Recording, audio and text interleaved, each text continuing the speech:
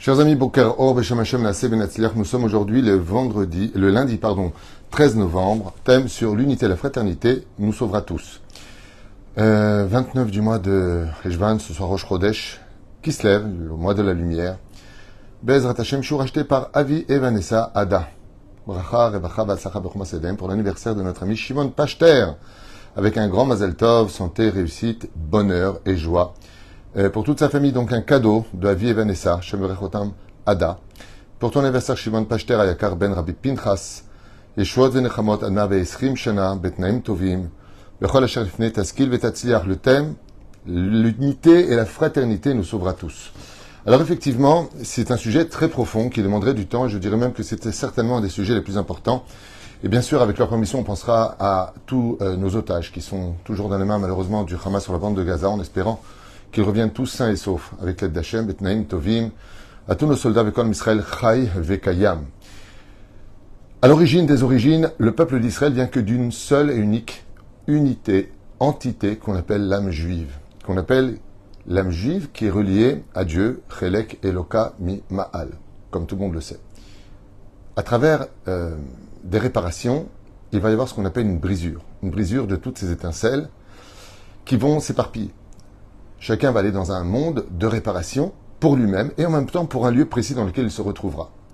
Mais quand on remonte, et peu importe qu'on soit juif, sfarad, ashkénaze, éthiopien ou de n'importe quel pays, quand on retourne à l'origine et à la source de ce que nous sommes, nous avons trois grands-pères qui nous unissent. Abraham, Yitzhak et Yaakov. Ce qui fait que nous sommes, qu'on le veuille ou pas, tous frères. Qu'on s'entende ou pas les uns avec les autres, nous sommes tous d'une même famille. Ce qu'il y a de regrettable, c'est qu'on peut constater très facilement, au fur et à mesure des siècles, que pour ceux qui n'aiment pas les juifs, les antisémites, par excellence, eux n'ont jamais fait de différence, ni par rapport au lieu, par exemple que tu sois juif de Yougoslavie, de France, d'Allemagne, de Pologne, de Russie ou tout autre endroit. Les ennemis d'Israël, si on prend Hitler par exemple, ou on prend Ahmadinejad avec sa fameuse bombe atomique, et encore aujourd'hui l'Iran, ou le Hezbollah, ou même le Hamas, tous les ennemis d'Israël, et ils sont malheureusement nombreux depuis des décennies, ne font pas de différence que tu sois un juif pratiquant ou un juif non pratiquant, que tu sois un juif sfarad ou ashkénaze, que tu sois un juif d'Israël ou de diaspora. Il n'y a pas de différence. Si vous êtes juif, vous êtes un. Prenons par exemple ce qui se passe dans l'actualité. Pourquoi est-ce que les Juifs vivent dans l'insécurité totale en France aujourd'hui? Qu'est-ce qui se passe pour qu'on ait dépassé les 1200 agressions répertoriées? Donc on peut imaginer très facilement le double non répertorié. Juste qu'on comprenne un petit peu.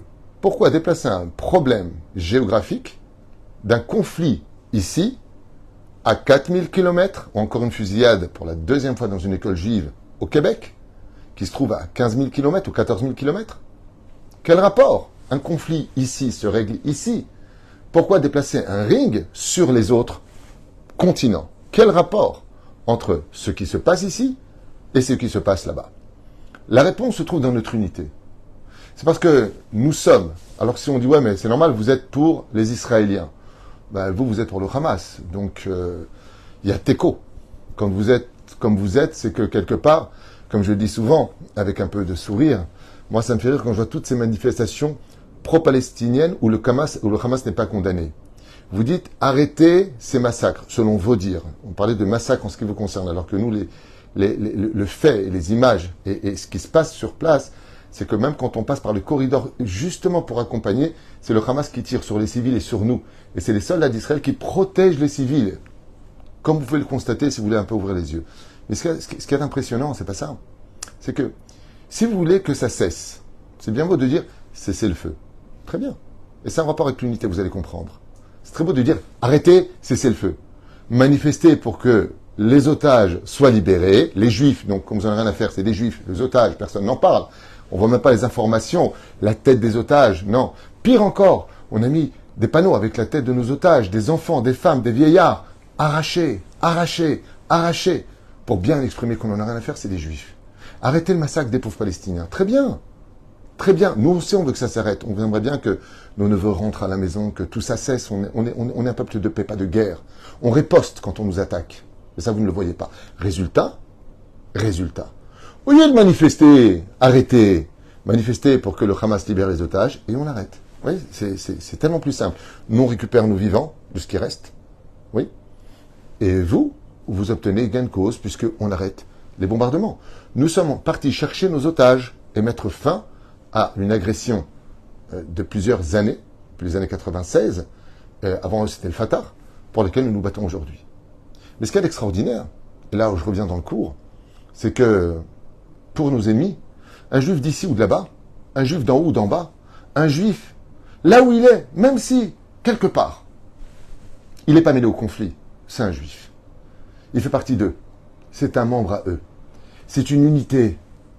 Quand on a mis l'étoile jaune pour la Deuxième Guerre mondiale ici, on ne disait pas à la personne si tu es juif, tu te reconnais en tant que tel ou pas. Tu es juif. Et si vous voulez l'oublier, on le lui rappelait. En d'autres termes, chers amis, tout le monde sait qu'Israël, c'est une seule famille. Tout le monde le sait. Sauf nous. Nous sommes les seuls à avoir, d'une certaine façon, oublié, de par l'assimilation, de par les problèmes que nous rencontrons. Eh bien, ce qu'on oublie, nous, c'est que nous sommes un peuple. Et que quand on rencontre un autre juif, c'est une partie de nous que nous rencontrons dans un autre corps. Car au niveau de l'âme, nous retournons à une seule entité. Vous savez, pendant la Deuxième Guerre mondiale, les rabbinim, après la Deuxième Guerre mondiale, sont partis chercher où étaient les enfants juifs. Et pour savoir où est-ce qu'ils étaient, ils rentraient comme ça dans les réfectoires, il y avait 400 enfants, dans les orphelinats et des fois même ailleurs. Et comment ils faisaient pour savoir en 2 secondes? Bonjour, t'es qui? Comment étaient tes parents? Est-ce que t'as été déporté? On ne peut pas faire des enquêtes pendant des décennies avec des milliers d'enfants. Eh bien, le Rav rentrait, il disait simplement Shema Israël, Adonai Eloheinu, Adonai Echad. Et il y avait toujours 3-4 enfants qui répondaient Baruch, Shem Kevod Malchuto Leolam Vaed. Dites voilà, eux ils sont juifs. On a plusieurs histoires comme ça qui ont été racontées dans plusieurs régions d'Europe pour retrouver les juifs. Nous sommes reliés à une entité, le Shema Israël. Écoute Israël, pas écoute Yehudi. Écoute Ivri, l'hébreu. Avant d'être juif, on était hébreu. Aujourd'hui, on redevient hébreu. Écoute Israël. L'Éternel est notre Dieu. L'Éternel est un. Tout comme Dieu est un, nous sommes un. Ce qui fait que l'invraisemblable, quand on se hait les uns les autres, c'est comme quelqu'un qui dit « Moi, je hais mon doigt et je vais le frapper ». Si vraiment tu vis l'unité, même si des fois on n'aime pas ses pieds, on n'aime pas son nez, on n'aime pas sa bouche, on ne va pas pour autant le frapper. On va l'arranger, on va le maquiller, on va le rapprocher, de tout ce qui va nous plaire. Quand quelque chose ne nous plaît pas chez nous, on met de la crème dessus parce qu'on voit des rides, parce qu'on n'aime pas ce qu'on est, parce qu'on n'aime pas ce que nous représentons. Alors on va s'arranger pour pouvoir mieux le vivre. Et ainsi donc, Am Israël, quand on est capable d'arranger l'autre de ses défauts, de prier pour l'autre, comme on a vu ce matin dans le premier cours, que tout celui qui prie pour autrui, eh bien, sera exaucé d'abord lui en premier. Pourquoi? Grâce à son empathie, grâce à sa hardoute, grâce à ce qu'il est. Ainsi donc, le peuple d'Israël doit savoir une chose que nous enseigne le Zohar HaKadosh. Des choses qui demandent beaucoup de réflexion, comme vous le savez tous. La Gemara pose la question à propos de Achav. Il y avait un roi marié avec une pourriture du nom de Izével. Achav et Izével. Il pratiquait de l'idolâtrie, n'avait aucune empathie pour les religieux à cette époque. C'est l'époque de Eliyahu Zachor Letov, le prophète Eliyahu. Il ne pratiquait pas le Shabbat, ne mangeait pas spécialement kasher. Hachem Ishmor, c'est sûr. Mais il gagnait toutes les guerres, et il n'y avait pratiquement pas de pauvres dans le pays. Et il vivait en sérénité. Le Talmud, il dit, je ne comprends pas. À l'époque du roi David, le roi David, celui qui a écrit les Tehillim, creusait les fondations du Beth Amikdash, même s'il sera construit plus tard par le roi Salomon, son fils.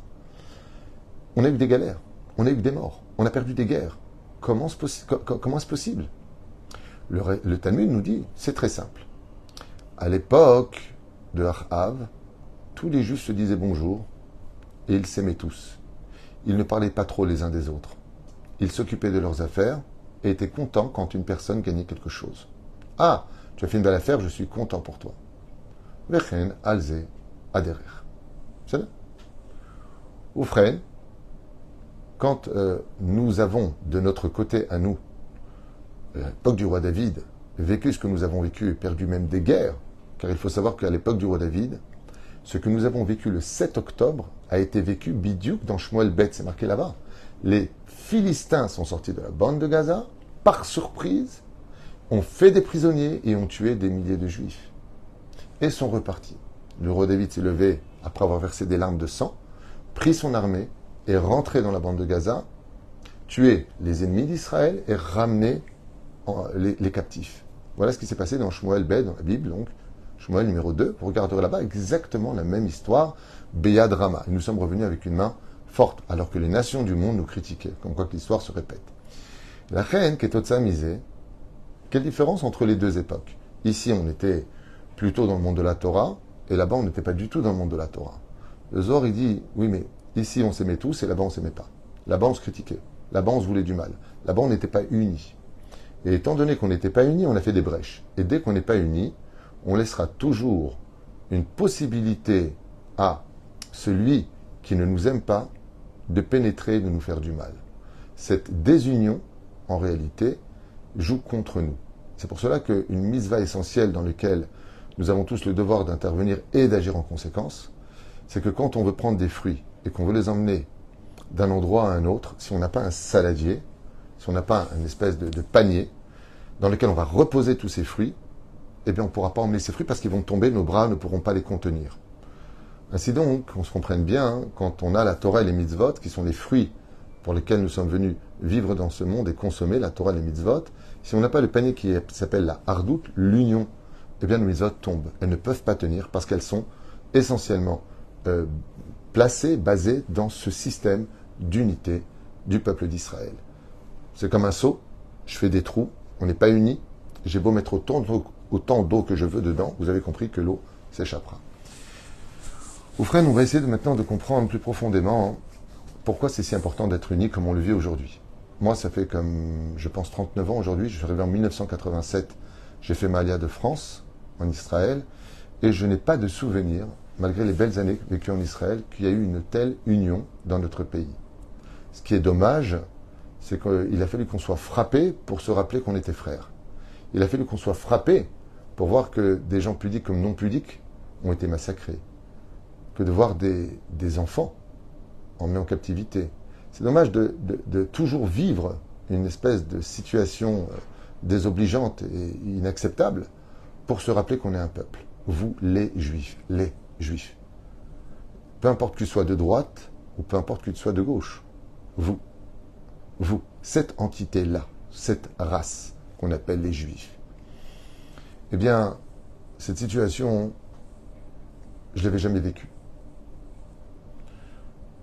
Aujourd'hui, quand j'arrive quelque part, les gens attendent avec l'ascenseur, venez. Quand on a besoin de quoi que ce soit, attendez. D'habitude, très rapidement, dès que tu fais pas ce qu'il faut, ça klaxonne, avance, tu me déranges. Aujourd'hui, c'est beaucoup plus calme. On se sourit les uns les autres. Il y a une effervescence dans l'amour.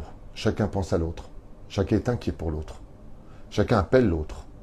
Quand on entend les sirènes, les alarmes retentir dans un autre quartier et qu'on connaît quelqu'un, tout de suite on appelle. Ça va? C'est tombé quelque part? Pas simplement par le biais de la curiosité, parce que c'est vrai que ça joue quelque part. Mais à savoir, est-ce que toi tu vas bien? Est-ce que dans ta ville ça va? Est-ce que, enfin, on appelle l'autre? On se relie à l'autre? On pose des questions pour l'autre? Alors, le premier point que je voulais voir avec vous, c'est pourquoi c'est si important d'être unis. Eh bien, parce qu'un père qui a des enfants qui sont désunis ne pourra jamais vivre clairement son bonheur. Jamais. Je dirais plus que cela encore que la plus grande richesse d'un père, c'est d'avoir tous ses enfants à table, ses belles-filles, et puis ses petits-enfants qui courent. C'est ça la richesse d'un royaume, c'est sa famille. Mais quand vous entendez un fils qui dit « Moi je viens pas si mon frère y vient », il a oublié juste un détail, qu'il est en train de meurtrir le cœur de son père. Akadosh Baruch Hu, le créateur du monde, est un père pour nous. Et quand il voit qu'on ne s'aime pas, nous, les uns et les autres, alors automatiquement, il y a cette difficulté au créateur du monde de se rapprocher. Au contraire, ça l'éloigne. En disant, réglez vos problèmes, parce qu'on ne peut pas rentrer dans une maison qui est en discorde. Et c'est pour cela que Bezrat Hashem Yitbarach, à partir du moment où je me retrouve dans cette situation, d'aimer mon prochain, pas parce que je lui trouve des raisons de l'aimer. Si j'aime une personne parce que j'ai des raisons de l'aimer, ben, c'est pas une mitzvah, c'est un état de fait. On aime les gens qu'on aime, ça le dit lui-même. Mais si j'aime une personne parce que, pour mon père, pour Akadosh Baruch Hu, je vais faire l'effort de surpasser ma médiocrité, ce que je suis, ce que je représente, pour aller au-delà de cela, eh bien, il faut savoir une chose, c'est que l'union du peuple d'Israël, c'est une mitzvah qui n'est pas moins importante que de mettre les téfilines, d'être shomer Shabbat ou de manger kasher ou de respecter la nida. Ce n'est pas moins important. Et c'est pour cela que le plus haut degré, que nous disons d'ailleurs dans la prière de Mincha de Shabbat Kodesh, que nous pouvons et que nous devons atteindre, c'est un mot très bizarre. Goy echad ba'aretz. Le mot goy en hébreu n'est pas péjoratif. Ça veut dire nation. En tout cas, vous ne le savez pas. Donc tu dirais Ouma. Nation. Goy echad ba'aretz. On aurait pu dire goy ba'aretz. Bizarrement, dans la prière, il y a une allusion qui est faite. Une nation sur sa terre. Dans la Torah, c'est marqué une nation pour sa terre. Et pourtant, on ne fait pas ça. On vit avec les Arabes dans ce pays, Arabes israéliens qui travaillent, qui ont des postes. Il y a plus d'un demi-million d'Arabes palestiniens qui rentrent dans notre pays. On n'a pas de problème. Les groupes, comment ça s'appelle, les Bédouins travaillent avec nous. Baruch Hashem, partout où on va, j'ai encore été à l'hôpital, on a été accueillis par des Arabes palestiniens.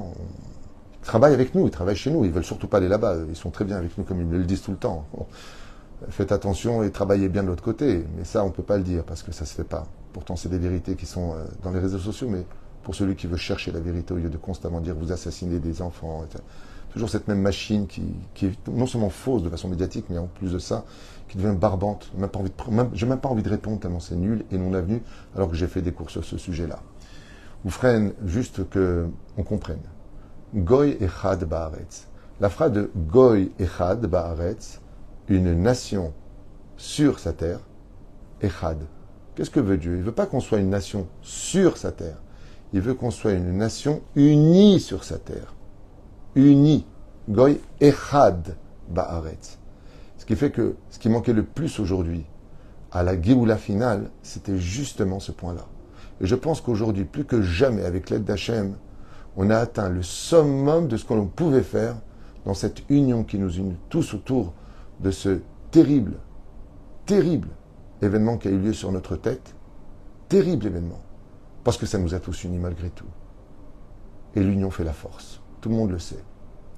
Quand on rentre dans des mondes plus ésotériques, à propos de l'union, il faut savoir que Dieu nous a donné 613 mitzvot de la Torah. Mais on ne peut pas toutes les faire. Je ne suis pas Cohen, tu n'es pas Lévi, je suis Israël, je suis en Israël. Toi, tu es encore en diaspora. Comment pourrions-nous plutôt dire à Kadosh Baruch Hu que oui, Bémet, on vit nos mitzvot? La réponse est simple. L'amour crée le cœur. Ou plutôt le cœur crée l'amour, quand j'en ai encore un. Quand je suis capable d'aimer une personne, Bémet, parce que j'ai une mitzvah de l'aimer, parce que c'est mon frère, parce qu'on fait partie d'une même famille. Il faut savoir qu'à ce moment-là, les mitzvot lui appartiennent et ces mitzvot lui appartiennent. C'est-à-dire que si je suis capable d'aimer une personne, l'ensemble de ce que nous sommes va créer la perfection du dévoilement divin. Prenons un exemple ilchatique de la halakha juive. Est-ce que si 10 personnes se réunissent dans une synagogue, et parmi eux viennent des gens qui sont vraiment mécréants, des rechaïm, comme on le dit en hébreu, toute la prière de tout le monde monte. Pourquoi? Parce que dès qu'on est unis, Bet Knesset, la maison du rassemblement, dès qu'on est unis, on est écouté. Des fois, on se dit, tu sais, je prie, mais ça ne sert à rien. Pourquoi? Eh bien, parce que je prie Hachem et mes prières ne sont pas reçues. Si tu veux que tes prières soient reçues, est-ce que tu te poses d'abord la question, est-ce que tu vis bien avec les autres? Quelqu'un qui a de la haine en lui, vis-à-vis d'autrui, vis-à-vis de ce qui se passe. Celui qui a de la haine, du jugement, comme on peut voir cette haine démesurée dans les réseaux sociaux contre nous, par exemple. Ok? Il est évident que la prière ne peut pas être reçue. Je ne parle même pas de vérité, d'objectivité, azov, laissez tomber tout ça. Je parle entre nous dans le cœur.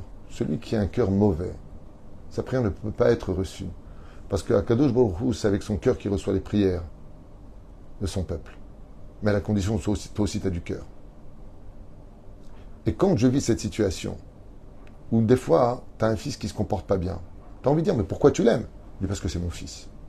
Le jour où Bezrat Hashem, on réalisera qu'on n'est qu'une seule famille, on n'aura plus de raison de se chercher pourquoi je l'aime et pourquoi je l'aime pas. Parce qu'on ne divorce pas d'un fils, et on ne divorce pas d'un frère. On peut se fâcher, mais on ne divorce pas de lui. La deuxième raison pour laquelle Béhémet, l'union est si importante, c'est parce que dans l'identité du peuple d'Israël depuis la faute originelle, où il n'y avait qu'un seul homme du nom de Adam, nous sommes tombés dans la brisure des vases. Et quand le peuple d'Israël se réunit, alors nous avons la tête, nous avons le corps, Baruch Hashem, nous avons tout ce que nous avons. Nous représentons une identité.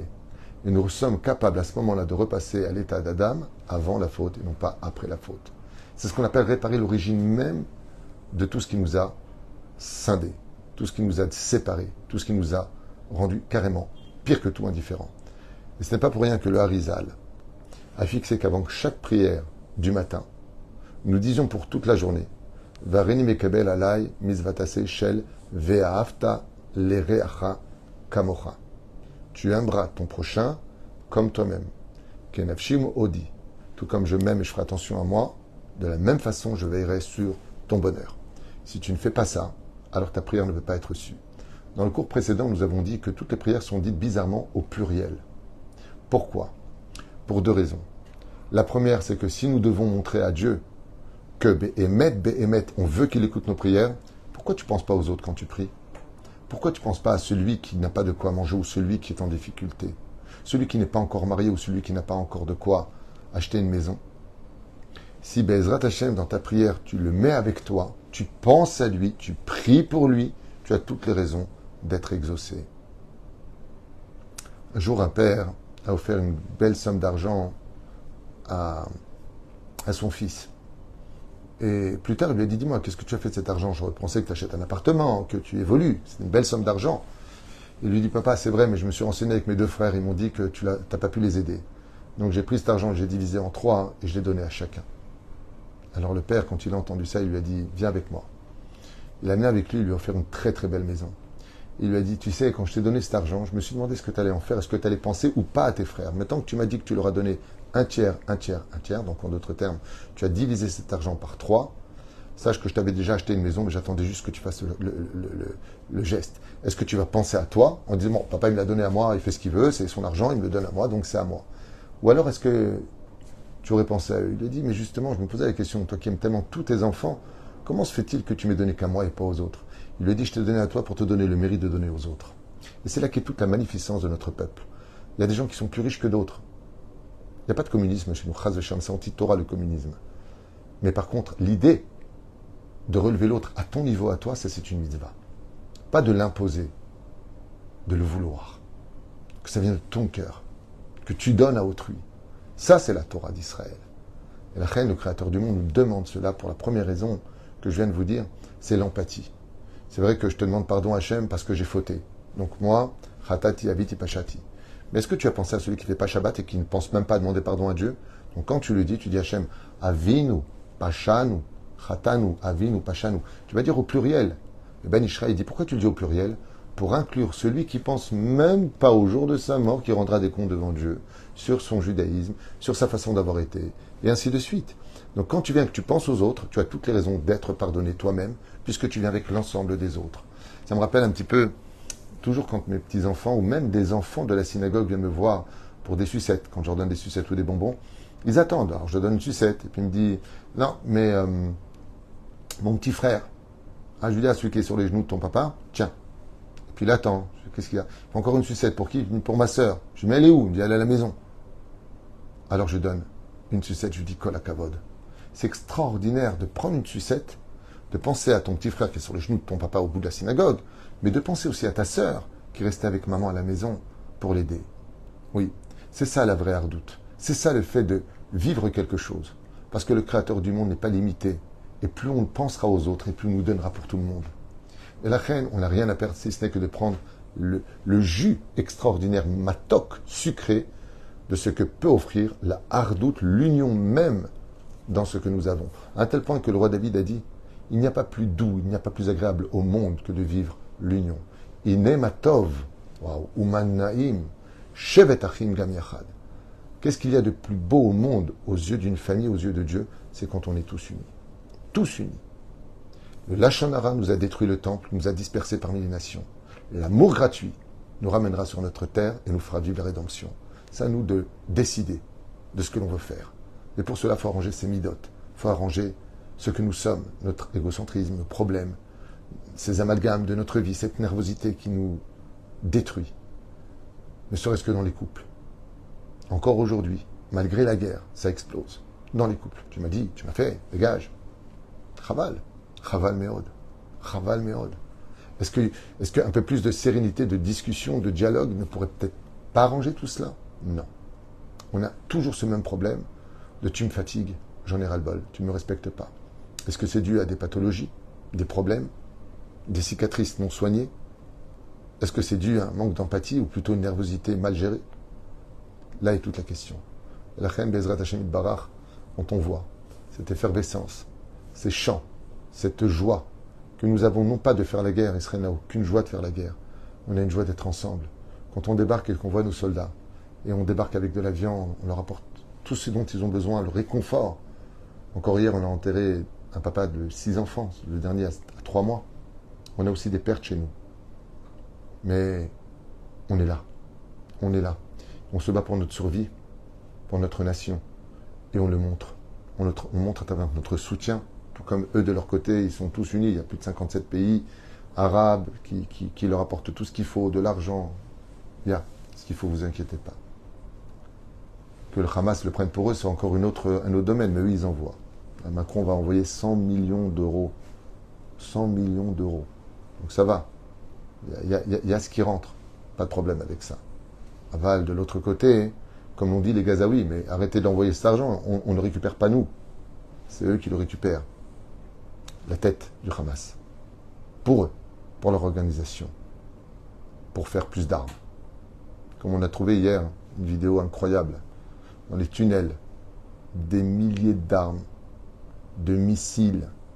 C'est à ça qu'a servi l'argent de la bande de Gaza.